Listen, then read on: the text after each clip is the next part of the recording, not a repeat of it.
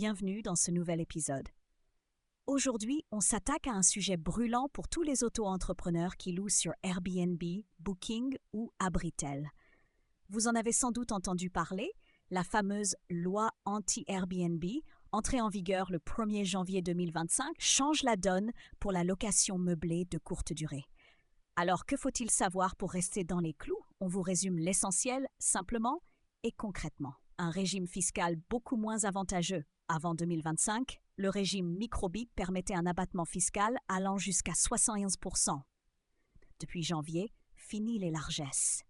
Si votre logement n'est pas classé meublé de tourisme, l'abattement tombe à 30% et le plafond de chiffre d'affaires chute à 15 000 €. Pour les logements classés, le plafond reste à 67 700 € avec un abattement de 61%. Mais au-delà, c'est le régime réel obligatoire. Traduction. Soit vous classez votre logement, soit vous passez à une comptabilité complète avec justificatif, livre de recettes et parfois comptable.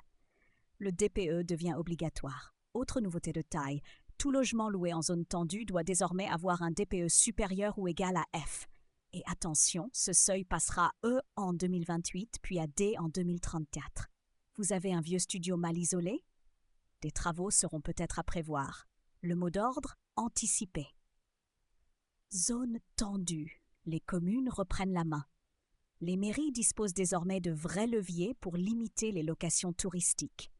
Elles peuvent réduire la durée à 90 jours par an pour les résidences principales, imposer un numéro d'enregistrement obligatoire pour publier une annonce, fixer des quotas de meublés dans certains quartiers, et même refuser des changements d'usage si la ville est saturée. Renseignez-vous sur les règles locales. L'amende peut aller jusqu'à 15 000 € et les contrôles se renforcent. Copropriété vers plus de restrictions.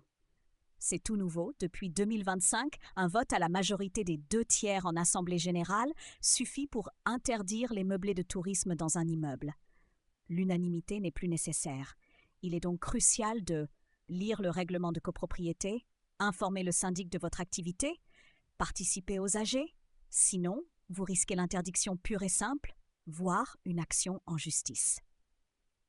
Les plateformes surveillées de près Airbnb, Abritel, Booking, elles doivent désormais vérifier les numéros d'enregistrement, la durée des locations et peuvent être tenues responsables en cas d'infraction. En clair, une annonce non conforme peut être suspendue automatiquement.